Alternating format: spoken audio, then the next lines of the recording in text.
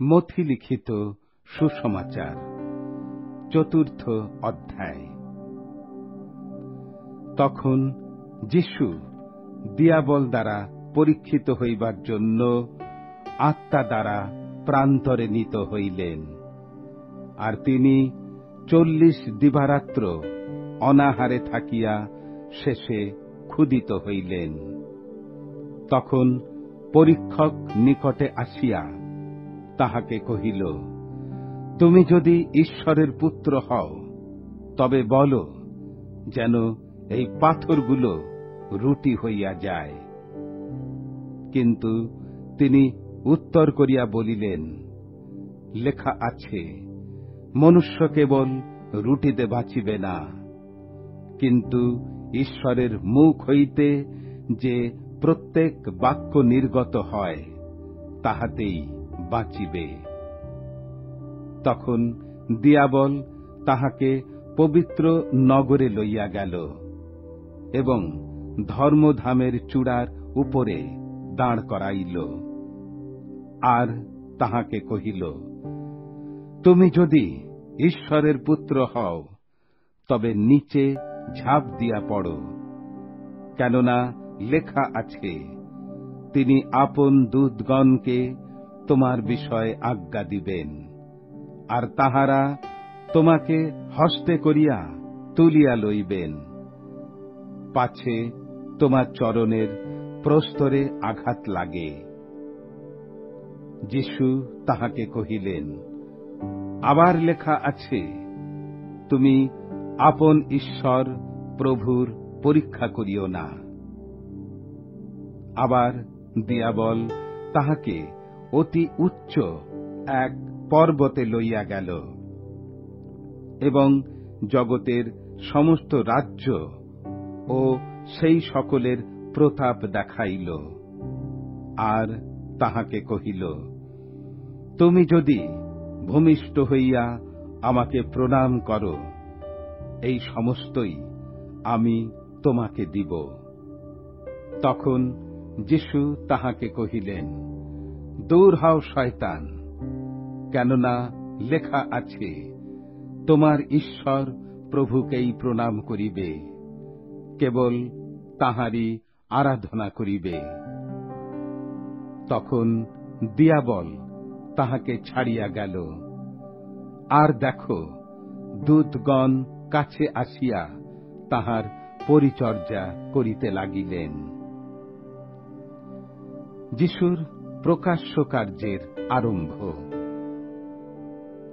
পরে যোহন কারাগারে সমর্পিত হইয়াছেন শুনিয়া তিনি গালিলে চলিয়া গেলেন, আর নাসারত ত্যাগ করিয়া সমুদ্র তীরে সবুলুন ও নপ্তালির অঞ্চলে স্থিত কফরনাউমে গিয়া বাস করিলেন, যেন যিশাইয় ভাববাদী দ্বারা কথিত এই বচন পূর্ণ হয়, সবুলুন দেশ ও নপ্তালি দেশ, সমুদ্রের পথে, জর্দনের পরপারে, পরজাতিগণের গালিল। যে জাতি অন্ধকারে বসিয়াছিল, তাহারা মহা আলো দেখিতে পাইল।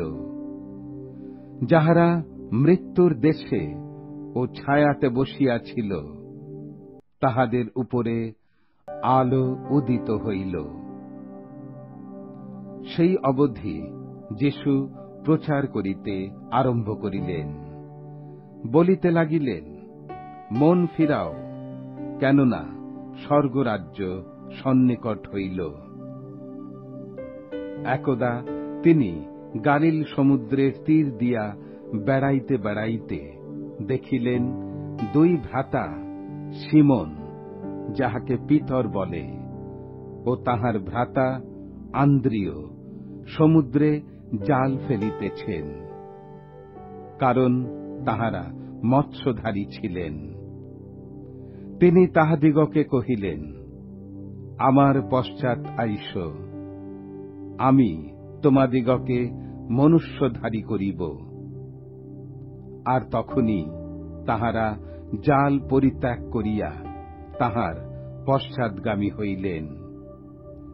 পরে তিনি তথা হইতে অগ্রে গিয়া দেখিলেন, আর দুই ভ্রাতা শিবদিয়ের পুত্র যাকব ও তাহার ভ্রাতা যোহন আপনাদের পিতা শিবদিয়ের সহিত নৌকায় জাল সারিতেছেন।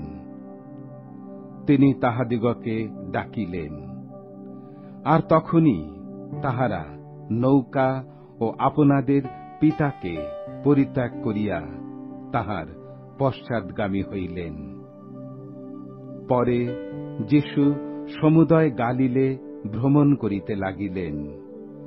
তিনি লোকদের সমাজগৃহে সমাজগৃহে উপদেশ দিলেন, রাজ্যের সুসমাচার প্রচার করিলেন এবং লোকদের সর্বপ্রকার রোগ ও সর্বপ্রকার পীড়া ভালো করিলেন।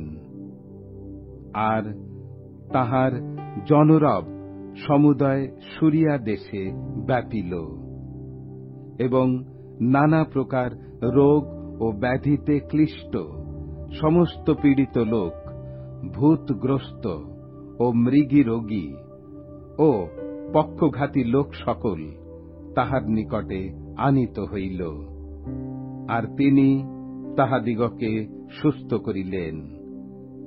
আর গালিল, দিকাপলি, জেরুসালেম, জিহুদিয়া ও জর্দনের পরপার হইতে বিস্তর লোক তাহার পশ্চাৎ পশ্চাৎ গমন করিল।